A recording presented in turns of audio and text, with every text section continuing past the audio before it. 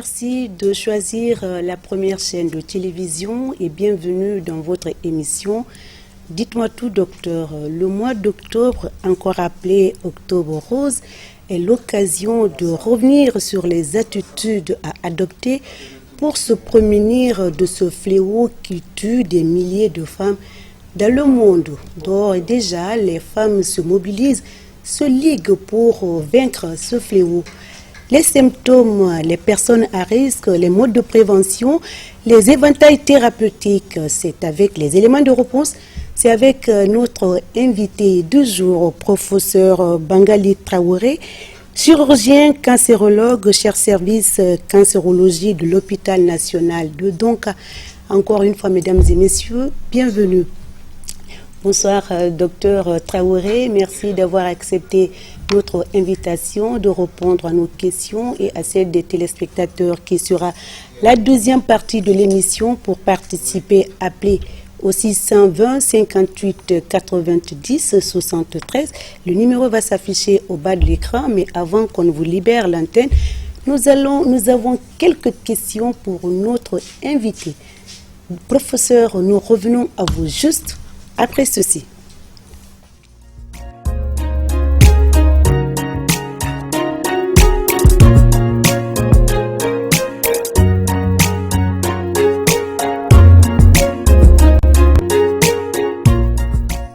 Retour sur le plateau de Dites-moi tout, docteur, 55 minutes pour parler de notre thème du jour, notamment le cancer du sein. Octobre Rose est une grande opportunité pour les acteurs de revenir sur les attitudes à adopter, de redoubler davantage d'efforts et de multiplier les séries de campagnes durant tout le mois. Alors, rappelez-nous, docteur, en bref, quelle est l'origine de ce mois appelé Octobre Rose? Alors, le mois d'octobre ou Octobre Rose provient de l'initiative d'une femme d'entreprise appelée Evelyn Loda. C'est une femme qui travaillait dans une entreprise américaine et qui a été victime de cancer du sein et qui dès lors a essayé de proposer une mobilisation de tout le monde entier pour la lutte contre le cancer, pour sensibiliser les femmes à la lutte contre le cancer. Alors c'est en 1993, donc il y a de cela 21 ans.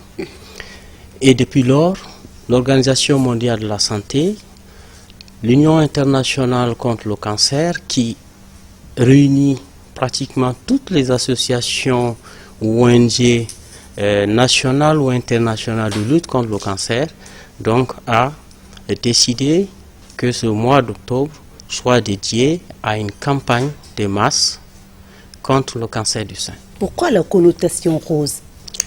Alors, rose, c'est la couleur féminine. D'accord, très bien. Alors, le cancer du sein concerne surtout les femmes, mais à une tranche d'âge bien définie vers la cinquantaine. Et c'est elles qui sont plus exposées, plus touchées. Pourquoi? Le cancer, c'est une maladie qui dépend de l'âge. C'est un cancer, donc, qui est lié à une transformation des cellules épithéliales des différents organes. Surtout, le sein, c'est un organe qui est épithélial. Donc, c'est lié au vieillissement. Alors, l'âge moyen de risque de cancer du sein varie en fonction des régions du monde. C'est en fonction du vieillissement de la population. Quand on va en Europe, l'âge moyen se situe autour de 65-75 ans. Mais la population féminine est relativement plus jeune chez nous. Alors, d'après les études que nous avons réalisées dans nos différents services, l'âge moyen en Guinée est autour de 48 ans. Très bien. Donc c'est en rapport avec le vieillissement de la population. Alors aujourd'hui, le dépistage précoce permet d'augmenter non seulement les chances de guérison, mais de diminuer l'agressivité des traitements que nous allons énumérer tout à l'heure. À quel âge, comme vous l'avez dit, les femmes sont censées se faire ausculter via la mammographie ou par l'autopalpation? Alors en fait, c'est pas l'auscultation, c'est plutôt le dépistage. Très bien. Alors, le dépistage, il y a les trois méthodes ou trois moyens de dépistage. Nous avons l'autopalpation, nous avons également l'examen clinique qui est réalisé par les professionnels de santé. Il y a la mammographie. Alors, le dépistage dans l'ensemble est conseillé et ça dépend également de l'âge moyen du début du cancer. On considère que entre le début du processus de cancérogénèse et la naissance des cellules cancéreuses, il s'écoule un certain nombre de temps. Donc on tient compte de l'histoire naturelle du cancer pour essayer de programmer le dépistage. Quand on va en Europe, c'est à partir de 50 ans. On considère que le début jusqu'à la naissance du cancer, ça fait à peu près 10-15 ans. Alors donc, si l'âge moyen chez nous est de survenue du cancer du sein est de 48 ans, donc il faut déduire 10 ans de cela, donc ça fait à peu près 38 ans. Donc on conseille de commencer le dépistage à partir de la 35e année de vie. Ok. Avant de continuer, avant de nous donner des symptômes de cette maladie, nous allons suivre l'élément de notre confrère du journal télévisé Marouf Ba.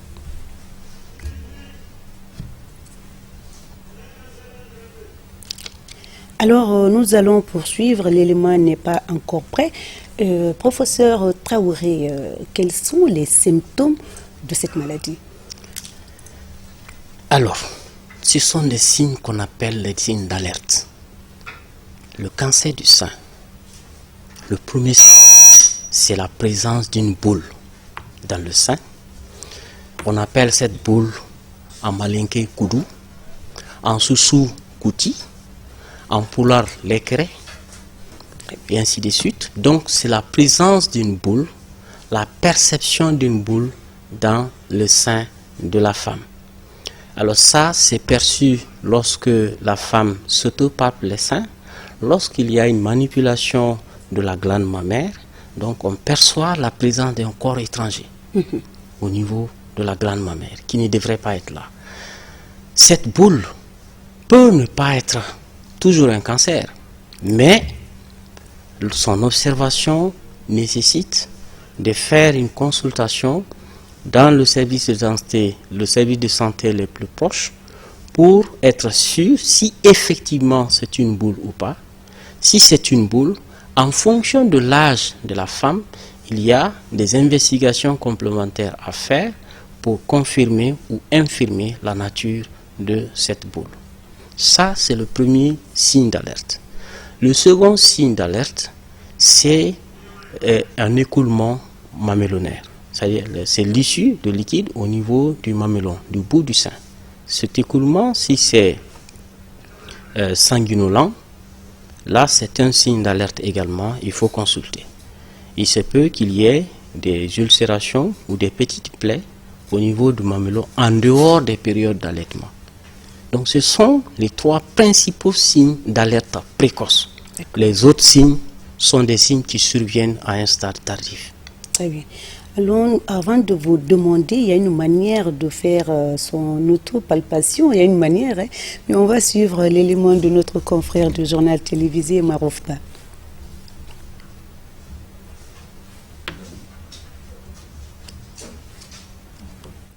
Jour d'affluence à l'hôpital Jean-Paul II.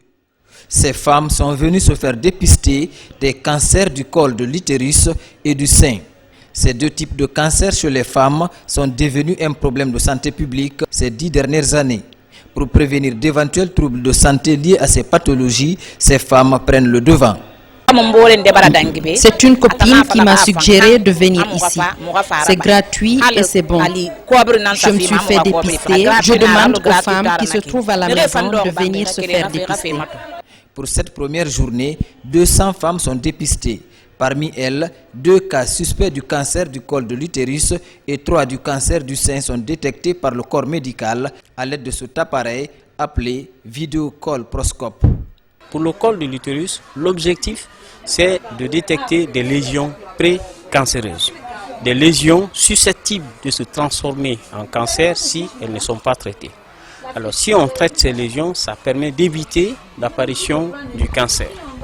Alors déjà, on vient de prendre une image tout à l'heure et qui présente une suspicion de lésions pré-cancéreuses. Pour ce qui est du cancer du sein, qui constitue l'objectif principal du dépistage, on a déjà, à l'heure où je parle, 3 ou 4 cas qui sont déjà suspects de cancer du sein. Selon les dernières données nationales, environ 2000 femmes décèdent du cancer du col de l'utérus et 1500 du cancer du sein chaque année en Guinée. Des chiffres qui interpellent le ministère de l'Action sociale et de la promotion féminine. Normalement, une femme doit être quand même, doit suivre sa santé. Et aujourd'hui, l'association est en train de faire un travail à titre préventif. Nous voudrions les saluer et je lance un appel à toutes les femmes vraiment de venir à Jean-Paul II. C'est une action qui commence aujourd'hui et qui doit en principe se terminer demain. Cette campagne de dépistage gratuite sur ces 2 types de cancer va durer 2 jours. Alors, docteur et professeur, excusez-moi, vous avez vu l'élément de notre confrère, mais à chaque fois que l'on parle de cancer du sein, on parle en même temps le cancer du col de l'utérus. Avant de faire votre commentaire par rapport à l'élément, pourquoi cela? Alors, le col et le sein, ce sont 2 organes très nobles chez la femme. Et par rapport aux statistiques nationales, ce sont 2 cancers les plus fréquents chez la femme. Les 2 réunis représentent 36% de l'ensemble des cancers, tous les 2 sexes confondus. C'est ce qui fait, par exemple, le sein, c'est environ 600 cas, et le col de l'utérus, c'est entre 1300 et 1500 cas. Ah donc, si on associe les 2, on se retrouve à 2000, avec un peu plus de 1500 décès pour les 2 cancers réunis. Donc ces 2, c'est-à-dire que ce sont 2 organes qui concernent la féminité de la femme. Alors, donc quand on fait un dépistage pour le sein, pour avoir plus d'impact, c'est mieux d'associer le col de l'utérus afin d'offrir un large service. Et c'est pour ça que nous nous sommes dit, au lieu de faire un seul organe, puisque nous avons maintenant de quoi faire le dépistage au niveau de la population, les équipes sont formées pour cela, donc il faut faire profiter la population de ces 2. Surtout la gente féminine. Voilà. Alors, vous avez vu l'élément de notre confrère et puis c'est vous qui êtes là-bas. Monsieur et professeur Traoré, 2 jours, est-ce que les 2 jours ont suffi pour toutes ces femmes qui sont venues se faire dépister? Comme vous l'avez constaté, les 2 jours sont largement insuffisants. Parce que le 2e jour, on s'est retrouvé avec une très grande affluence et ça nous a permis de consulter à peu près 300 femmes ce jour-là. Alors, il y a une question de mobilisation de ressources parce que ces équipes, c'est une activité qui nous a permis donc de travailler pendant 2 jours les activités de l'hôpital parce qu'il y a des autres malades à prendre en charge. On a arrêté les activités, des équipes sont mobilisées. Alors donc si on doit prolonger, il faut un investissement, il faut des ressources pour continuer. Et donc il faut aussi parce qu'il y a des malades qui sont actuellement suivis, donc il faut assurer leur prise en charge. C'est pour ça que ces 2 jours sont insuffisants, mais avec peut-être les mobilisations de ressources, la délocalisation des centres de dépistage, ça peut aider aussi à augmenter le nombre de jours et pourquoi pas le nombre de femmes dépistées. Alors vous avez suivi tout à l'heure, les chiffres parlent de lui-même. En fait, vous avez suivi tout à l'heure les femmes qui sont victimes de cette maladie. Le chiffre est très élevé et ils alertent. Alors, qu'est-ce que vous proposez ou quelle lecture donc faites-vous par rapport à ces femmes qui sont déjà atteintes ou qui sont suspectes? Alors, les femmes qui ont des lésions suspectes, on a dit lésions suspectes, ça ne veut pas dire que ces femmes ont des lésions cancéreuses ou précancéreuses. Alors, il faut une démarche qui vise à achever le processus de dépistage. Il s'agit de confirmer ou d'infirmer ces lésions. Donc, on a eu déjà à faire les prélèvements pour les cas suspects de lésions précancéreuses du col de l'utérus. Ces prélèvements vont être acheminés au laboratoire d'anatomie pathologique qui va faire une lecture de ces prélèvements pour nous livrer les résultats.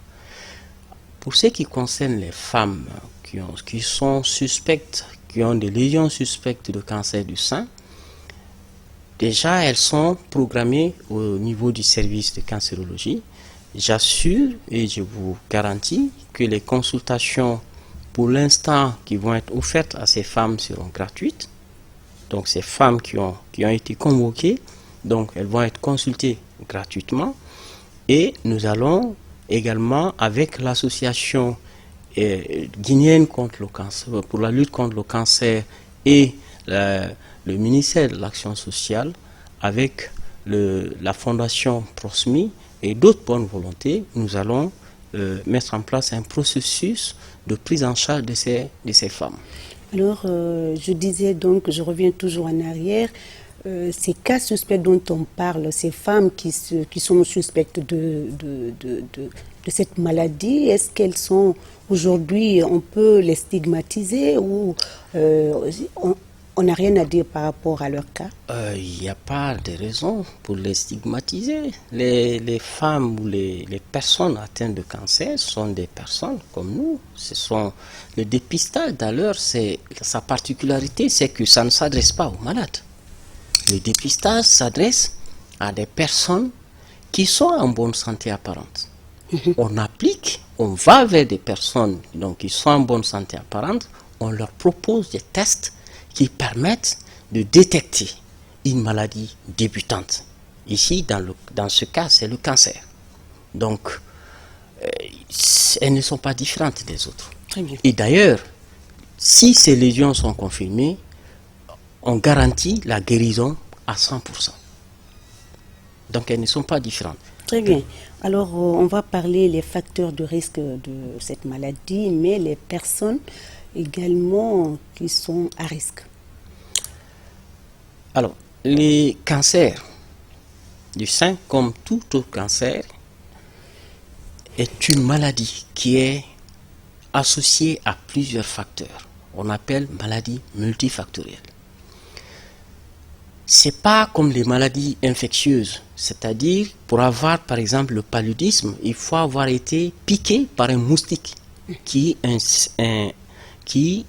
va entraîner l'inoculation de plasmodium. Le cancer, ce n'est pas une maladie comme ça. Donc ce sont plusieurs facteurs qui vont agir à un moment ou à un autre. Chaque facteur jouant son rôle pour entraîner l'apparition du cancer. Et dès que le cancer apparaît, au cours du processus du développement de ce cancer, d'autres aussi facteurs peuvent aussi intervenir. Pour le cancer du sein, il y a des facteurs qui sont modifiables, qu'on peut contrôler. Il y a des facteurs qu'on ne peut pas contrôler. Par exemple, les facteurs qu'on ne peut pas contrôler, c'est l'âge, c'est le vieillissement. C'est les facteurs qui sont liés à des maladies génétiques, des maladies à transmission héréditaire. Donc ça, ce sont des facteurs qui sont difficiles, qu'on ne peut pas maîtriser. Par contre, il y a des facteurs environnementaux qu'on peut maîtriser, tels que l'alimentation. C'est le fait de ne pas consommer assez de fruits et légumes, consommer beaucoup plus gras, ne pas contrôler son poids, parce qu'il est possible de maigrir, on peut entreprendre des actions pour maigrir. Donc l'obésité est un facteur de risque, le surpoids c'est un facteur de risque, la consommation du tabac augmente aussi le risque de cancer du sein. Donc ces différents facteurs, quand on les contrôle, on peut diminuer le développement ou le risque de cancer du sein. Alors, je voulais vous demander tout à l'heure, est-ce qu'il y a une manière appropriée à l'autopalpation chez les femmes? Bien sûr. L'autopalpation, c'est un moyen de dépistage, donc un moyen de détection que toute femme informée et formée peut appliquer à domicile. Ça concerne... À quel moment, ou bien on peut le faire à n'importe quel moment? Il y a deux types de femmes. Il y a les femmes réglées, donc qui voient chaque mois leur menstruation, les règles, et les femmes qui sont ménopausées, donc qui n'ont plus de menstruation. Les femmes qui sont réglées, on leur recommande de faire l'autopalpation à la fin de chaque règle. Donc à partir de la 35e année, on leur recommande cela. Les femmes qui sont ménopausées, on leur recommande de le faire une fois par mois, soit à la fin ou au début du mois. L'autopalpation en elle-même consiste en deux étapes. Il y a la première étape qui consiste à l'inspection de la femme, c'est-à-dire elle se met devant un miroir, torse nu, donc elle enlève le dessus et elle se met face au miroir et de profil. L'objectif, c'est de constater une déformation au niveau de la peau du sein. S'il y a une déformation, c'est un signe d'alerte, il faut consulter. La deuxième étape, c'est la palpation du sein. La main gauche, la main droite palpe le sein gauche et la main gauche, le sein droit. Cela se fait en position debout, assise, mais aussi en position couchée.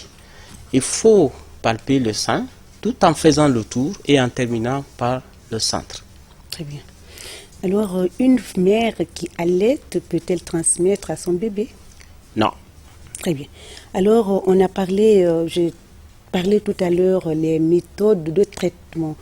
Il y a la chimiothérapie, il y a hormonothérapie, immunothérapie, la mastectomie, concourent tous au traitement et selon les types de cancers, surtout les cancers récidifs. Alors, quel traitement pratique-t-on en Guinée, par exemple?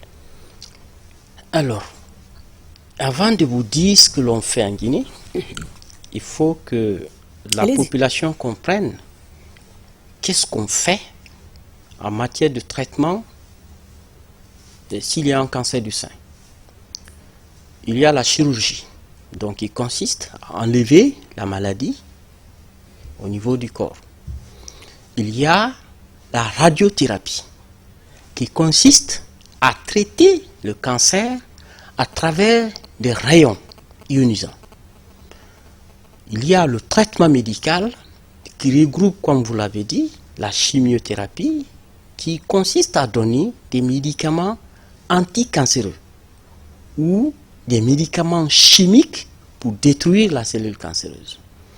Il y a le traitement par l'hormonothérapie qui consiste à bloquer le cancer du sein ou les cellules cancéreuses en bloquant la stimulation hormonale, parce que les cellules cancéreuses du sein se nourrissent parfois et fréquemment d'hormones. Donc en bloquant les récepteurs, ça permet de traiter le cancer.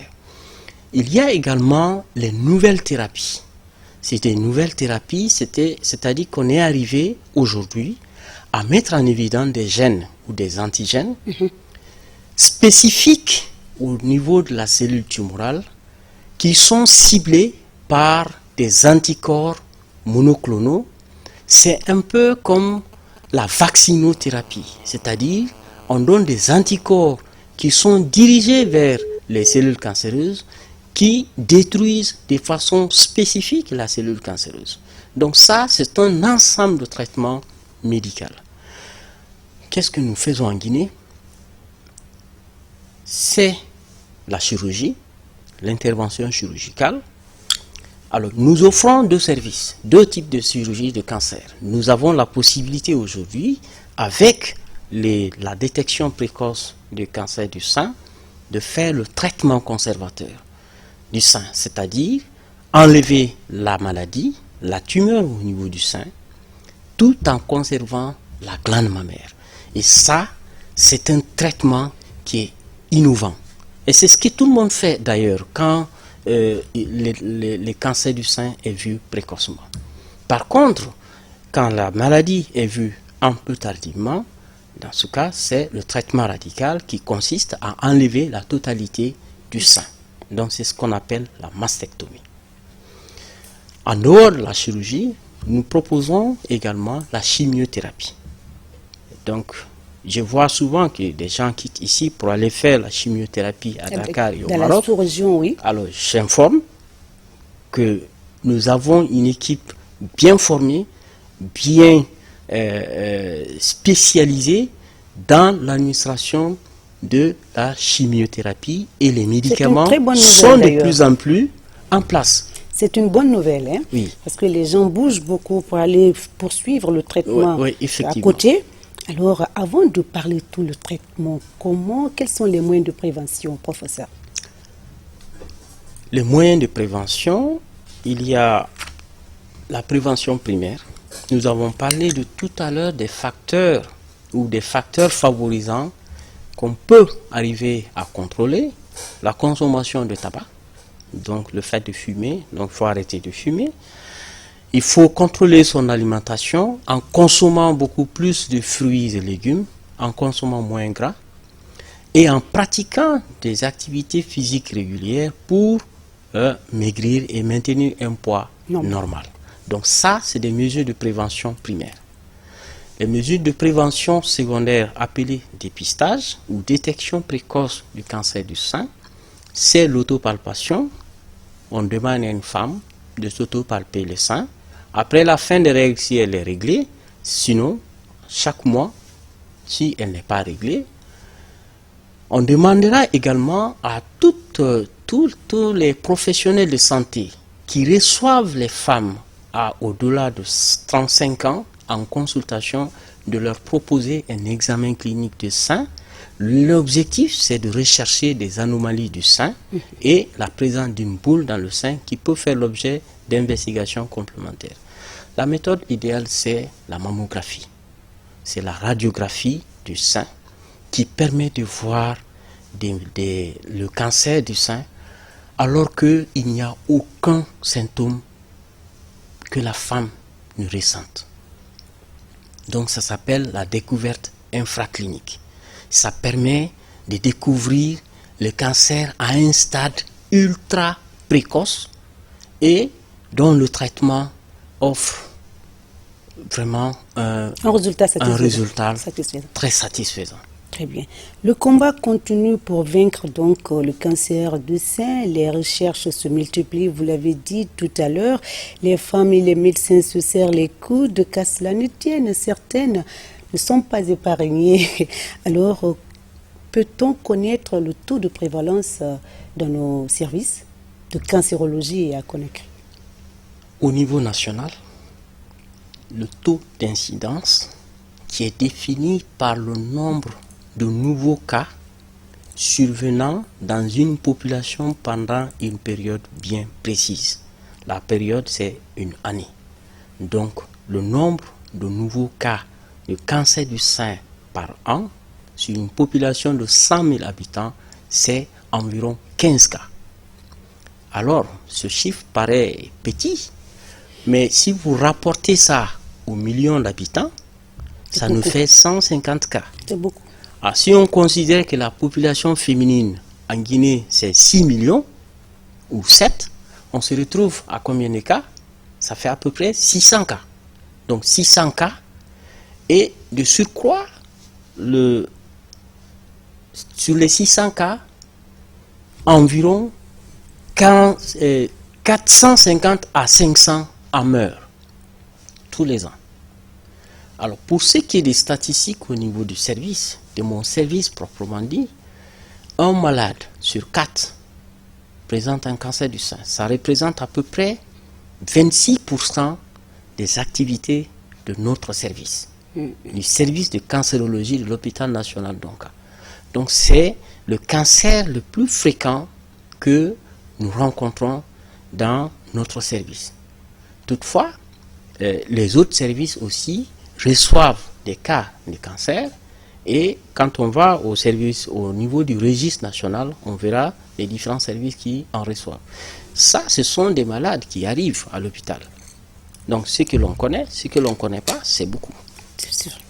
Alors, le dépistage régulier, comme vous l'avez mentionné, nous sauve parfois, mais malheureusement, comme je me répète, certaines femmes découvrent le cancer à un stade un peu avancé et l'ablation, cette chirurgie dont vous avez fait cas, s'ensuit. Alors, que faut-il faire pour redonner l'espoir, la joie de vivre à ces femmes qui ont perdu un sein, qui ont suivi la chimio, n'ont plus de cheveux et les poils, tous les poils du corps? Alors ça, c'est le troisième volet du traitement du cancer. Vous savez, le traitement, pour guérir du cancer, il faut enlever la tumeur. Donc, comme on l'a dit, il y a ces deux méthodes, la chirurgie conservatrice et la chirurgie qui consiste à enlever la totalité du sein. Parfois, la chirurgie conservatrice peut réduire le volume d'un sein. Donc la femme verra une asymétrie marquée de sa poitrine, et parfois, donc certaines femmes sont demandeuses de symétrisation du sein. C'est ce qu'on appelle la chirurgie plastique ou la chirurgie de reconstruction. Donc nous pratiquons cela aussi. Les femmes qui ont chez lesquels on a fait l'ablation de la totalité du sein, il y a également une possibilité de reconstruire l'image corporelle du sein. C'est ce qu'on appelle la reconstruction mammaire ou la plastie mammaire. Cette plastie, ça peut être une plastie avec l'organisme de la femme elle-même. Ça peut être également, disons, une poche qu'on place, c'est-à-dire qu'on reconstruit la peau, mais on place une poche pour essayer à l'intérieur du stomac. Donc c'est un matériel synthétique qui permet de redonner l'image corporelle à cette femme. D'accord. Il y a d'autres astuces aussi, comme celles qui ont perdu les cheveux. Est-ce qu'on recommande pour apprivoiser son image? Est-ce que vous recommandez en tant que spécialiste qu'elle mette des perruques ou bien qu'elle se mette des accessoires comme les fossiles, etc. pour qu'elle se sente femme, pour qu'elle retrouve sa féminité en quelque sorte? Bon, pour ce qui est par exemple de la chute des cheveux, ce sont des effets secondaires. Les effets secondaires qui sont naturellement attendus. Parce que le traitement du cancer, la chimiothérapie, en dehors des cellules cancéreuses, peut également toucher certaines cellules normales. C'est le cas des cheveux, donc c'est pour ça qu'il y a chute des cheveux chez les femmes. Il y a des traitements préventifs. Mais, quel que soit ces traitements, ça n'empêche pas la chute des cheveux. Okay. Mais ce n'est pas une chute définitive. Okay. C'est que il y a la chute au moment du traitement, mais 2-3 mois après le traitement, les cheveux reprennent, ça pousse, comme s'il n'y avait pas de chimiothérapie. Okay. Donc, pendant ce temps, elle peut porter des perruques. En attendant que les cheveux reviennent. Justement, des foulards, ainsi de suite. Je pense que c'est plus normal. Parce qu'il faut se débarrasser de la maladie. que de soucier des cheveux. Le traitement, professeur, j'ai oublié de vous demander, est-ce que c'est pas coûteux tout ce traitement-là, par exemple? Le traitement du cancer du sein est très coûteux.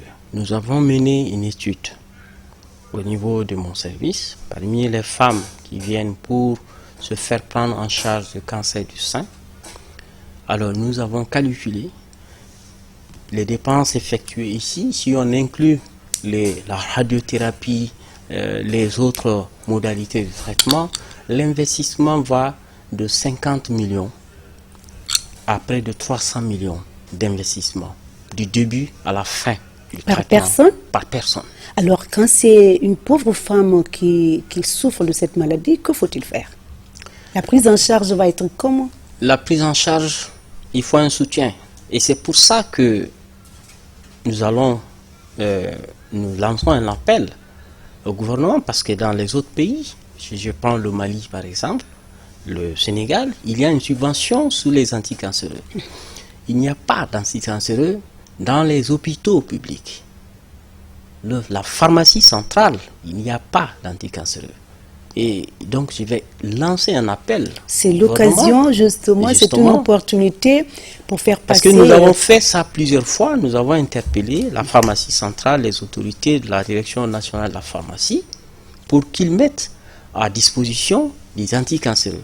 Et je vous dis qu'il y a depuis très longtemps, et ce n'est que en 2016, c'est-à-dire en décembre 2016, que les médicaments anticancéreux ont figuré sur la liste nationale des médicaments essentiels. Il n'y en avait pas 5. Mais quand on nous a fait appel, nous avons réussi à inscrire pratiquement plus d'une cinquantaine de médicaments sur la liste nationale. Et nous espérons qu'après la publication de cette liste, que la pharmacie centrale et les autorités vont se mettre avec nous pour que nous puissions faire bénéficier la population de ces médicaments. C'est essentiel, important. C'est bientôt la deuxième partie, le numéro va s'afficher, mais avant, cette femme qui a perdu ses cheveux, qui a perdu un sein, comment retrouver le désir sexuel chez la femme malgré la maladie? Ça devient un complexe pour elle. Alors très rapidement, ça c'est un volet aussi du traitement, la prise en charge psychologique, parce que le traitement ne consiste pas à donner des médicaments, mais il faut aussi un accompagnement, un soutien psychologique.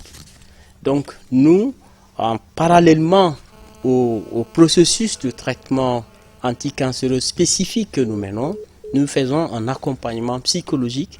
Nous intervenons parfois on fait des conseils, counseling du couple pour le comportement sexuel à mener durant cette période. Le 6 Allô 120. Allô Allô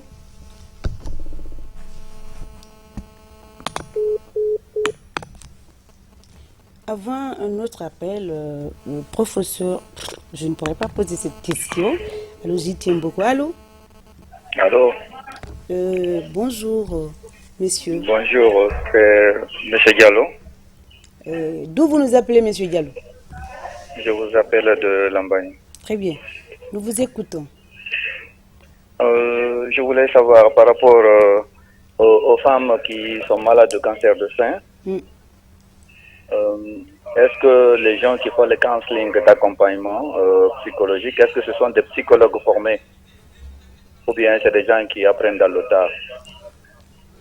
Vous avez compris, professeur? Oui, alors, c'est tout. C'est la question. L'accompagnement psychologique, j'avoue que dans nos hôpitaux, il n'y a pas de psychologues formés.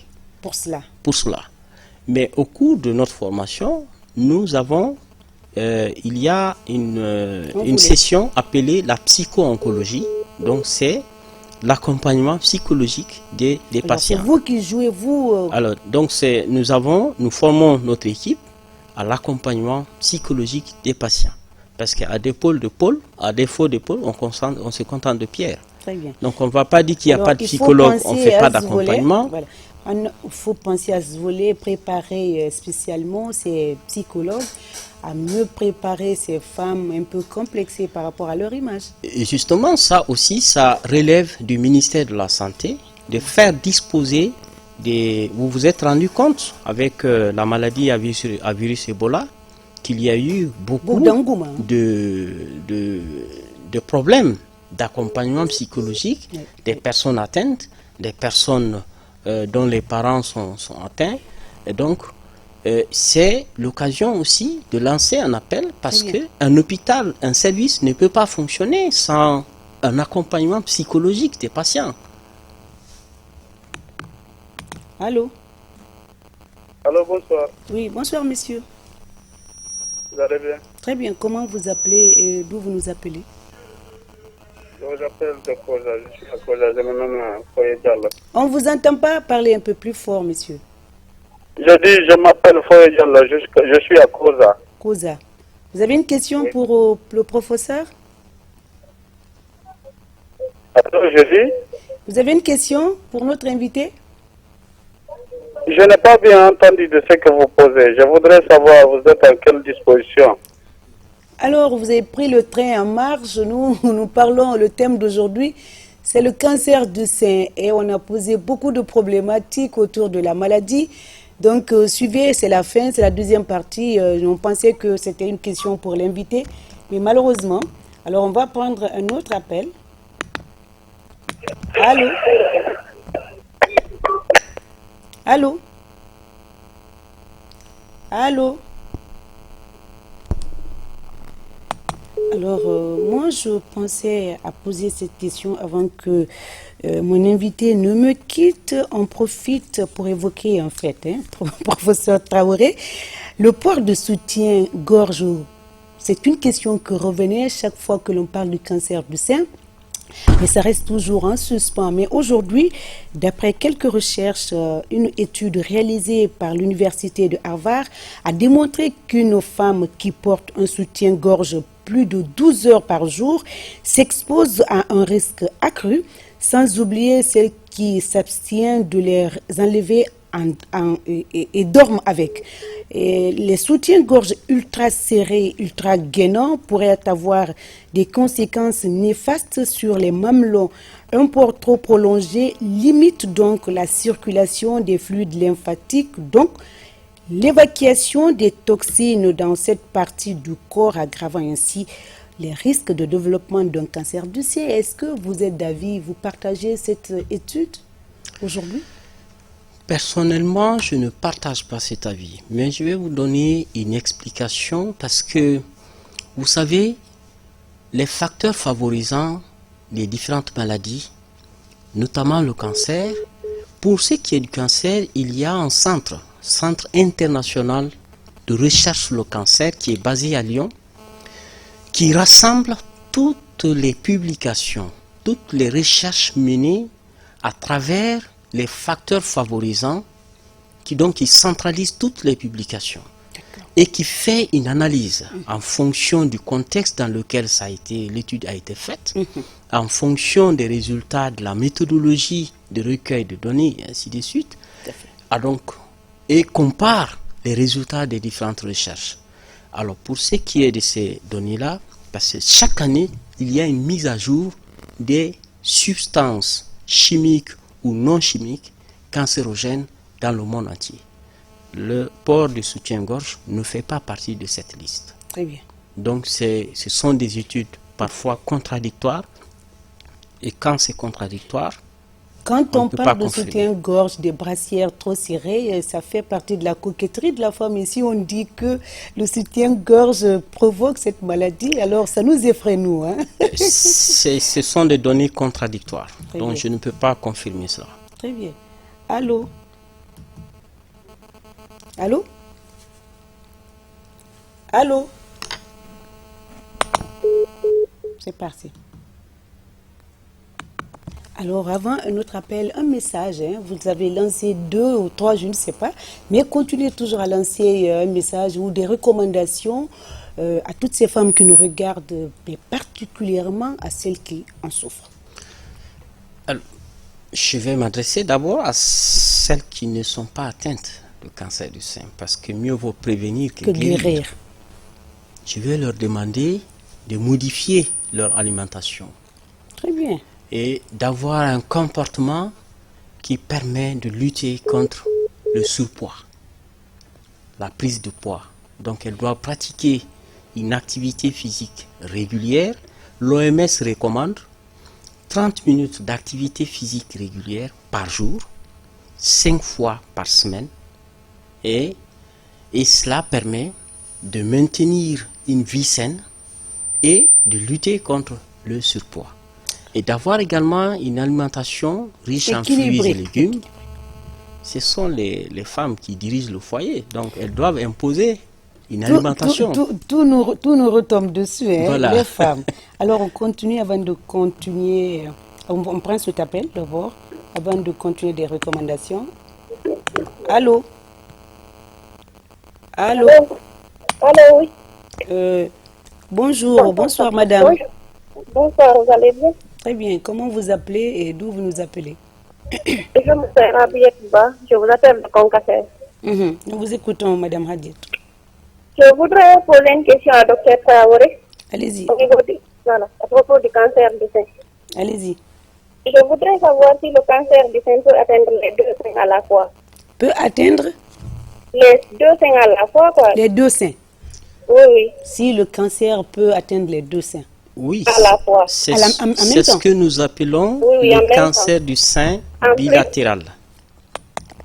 Et c'est ce que nous appelons le cancer du sein bilatéral. Vous pouvez avoir le cancer du sein des deux seins avec des types différents, des stades différents.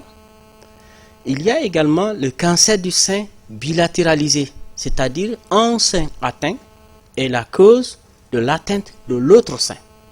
Ça, c'est ce qu'on appelle la dissémination. C'est-à-dire à partir du premier sein, les cellules ont quitté pour aller ensemencer ou se localiser dans l'autre sein. Alors, c'est ce qu'on appelle métastase.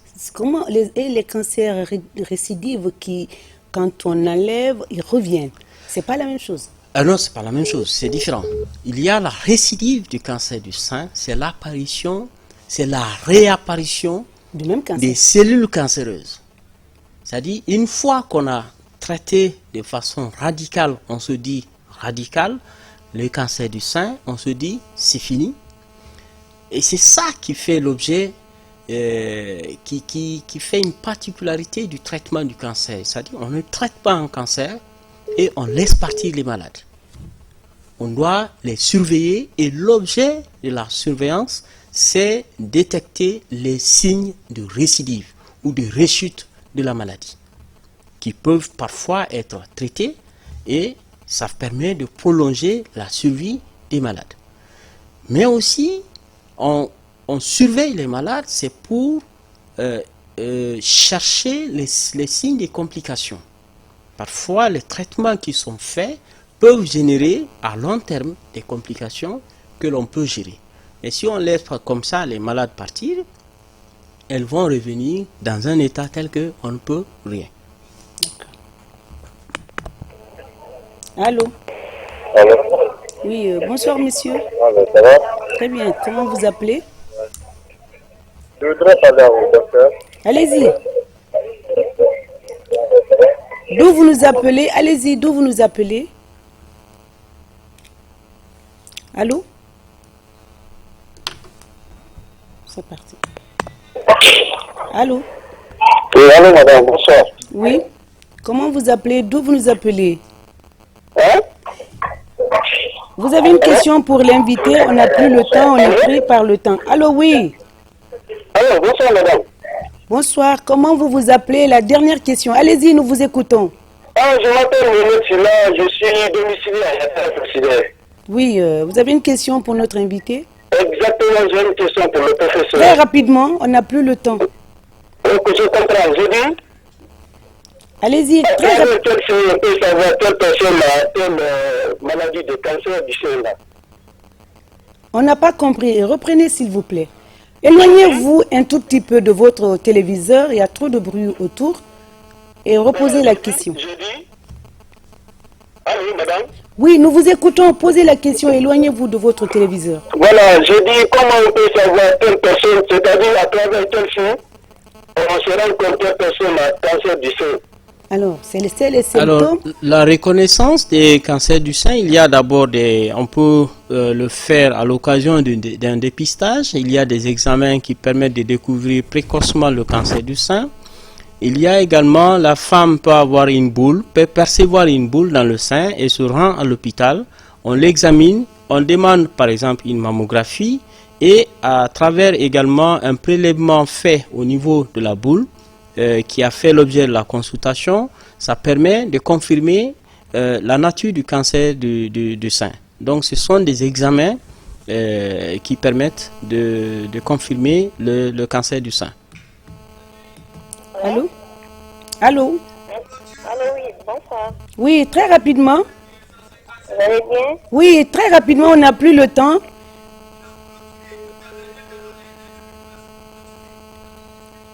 Allô? Professeur Traoré, il y a des appels, mais on est pris par le temps.